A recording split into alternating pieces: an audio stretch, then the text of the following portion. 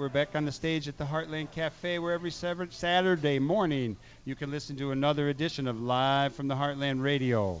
And now we're going to bring up two people who I've gotten to know. I've gotten to know Chris Damiano over the last couple of years while he's been involved with Theo Uberke in various productions, Lonesome Losers of the Night, and most recently Evita. And he is the bodyguard today for Pearl Pistol, a.k.a. Rose. How do you say that? Kucinich. Just like it looks. Almost like Kucinich. Yeah, there's a That's couple easy. consonants in there, but... Well, let's talk to you first, Pearl. Right. I had heard about you. I had heard about you from Fred Anzavino. Said, Chris's girlfriend, she's got this show. It's kind of a burlesque show. And so we got to talk, and we addressed various questions about how far out this show was. And we're bringing it into the No Exit. Tell us what you got planned. It's called the New American Review. That's right. The New American Review is going to hit the stage July 17th and run through August 8th. And Pearl Pistol is my stage name, my performance alter ego. And let me just say, Pearl Pistol basically is an old school burlesquer. That's me. And basically what I like to do with burlesque is kind of create this sort of time machine, because the way that burlesque was initially created and built was really classy. And it was when, women didn't show as much skin, so the art of the tease was like genuine. So in the shows that I play in and in the shows I produce, Back before Playboy. Even before Playboy. It was live Playboy and good. So that's the kind of element I like to bring to my shows, and what we're going to do at the No Exit will be nothing different than that kind of standard. And what will be great about it is has such an intimate show space, great little stage, kind of get a little bit of everything there.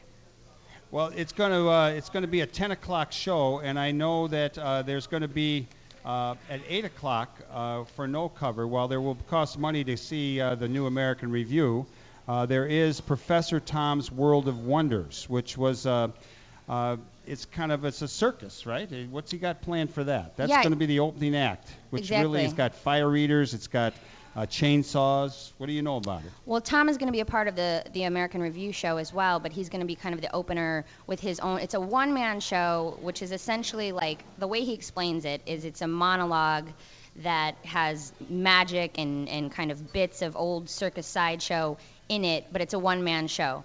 And so with what we produce with burlesque shows, it's really nice to bring that old school element back into the burlesque show as well. So he'll open up and kind of set the tone for that sideshow Americana feel, and then we'll get right into the burlesque with live music and a little more time. He was over there a while back. I remember when he first showed up from New Orleans after all the stuff that happened down there, and he had this Circus Americana, I believe it was called.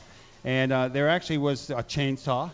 There was fire eaters. He had a close friend of his, I think, all kind of locked up in a box and got out of the box. It was quite a show. A lot of young people showed up. They were living it up, and I think people will really enjoy that.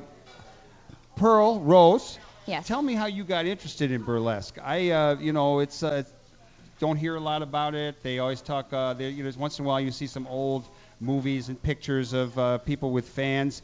My most distinct memory, and I'm going to say this. My dad. I was watching TV in the 50s with my dad, and Gypsy Rose Lee was on. Awesome. And I said, "Oh, she's fat." And my dad said, "Oh, you haven't yet learned the wonders of a woman's tummy." Oh. And that's always stuck in my mind. And so that was kind of my introduction to burlesque. I did a little research, did a Google on burlesque, history of burlesque, and they basically talked about it as an art form that was designed for the working class, the poor, working class, middle class. In England, put kind of a spoof on wealthy people's opera stuff. Give us a little bit of your take on burlesque and how you got interested in this form. Definitely. Well, it's very interesting that you mentioned Gypsy Rose Lee? Well, Gypsy Rose Lee, of course. I love her. She's one of my favorites. But England's take on burlesque, and then, of course, New York and the Americas had their own take. And it was very similar. Like, where uptown they would be playing Ben-Hur, downtown they would play Bend-Her. And it was just sort of this tongue-in-cheek, like they did the pomp and circumstance, but all the while we're cracking up and, zings and jest. And then, of course, the pretty ladies got introduced. And so it was this whole thing of, like, kind of sex sells in a way, but there's the jest was always there as well, kind of poking fun, and a little political satire is allowed in there. And my undergrad is actually in history and political science, and so I kind of started studying this. It's sort of a long story, but I'll keep it short. I started studying it by way of creating my thesis in a performance venue, and I felt like it was getting a little soapboxy, and I needed, like, pretty ladies to kind of sell it. So then I started learning about burlesque, and I was like, this is beautiful. This is perfect. All I need is some sequins, and we got a show. So that was my first show. My first burlesque show ever was called The Beaver Cleavage Family, and it was a little spoof about the kind of archetype of the American nucleus family. And then from there, it's just been a love affair ever since, the last 4 or 5 years. So this could get difficult to ask, but how is a woman who I've gotten to know you a little bit, I know you're conscious, you're aware of what's going on in the world. We had a women's liberation movement in this country. We have certainly the remnants of it, and it still goes on, where respect and equality for women. I often make a point that sex and sensuality is not anti-feminism, but how do you address this question? Well, when a guy, old male chauvinist guy, asks you this question. Sure, certainly. It's a regular question I'm asked, and I like to happily and proudly defend that I'm definitely a feminist, and I'm happy to be on stage and to kind of, work with what I got, and to make a stage where other women feel comfortable to do the same, and men too. I often play with Chris as my sidekick, Manny Moore, and we just kind of have this really comfortable atmosphere. You didn't know that, did you, Michael? Well, maybe you could do it, you and Manny Moore. Pearl and Manny could do a little routine here. I don't know. It might not translate on the radio, but certainly when you come and see us live, you'll see some of that. But anyway, so the old school antics, the way that burlesque was originally put up was the straight men were doing the talking and the pretty ladies just kind of were showing it off.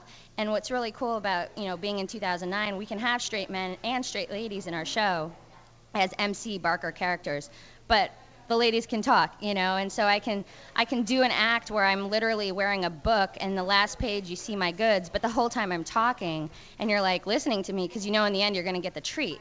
So it's this really fun platform to just use it and work it, and ultimately gravity's only going to work with me so long, and so I might as well grab the attention while I can and do it happily.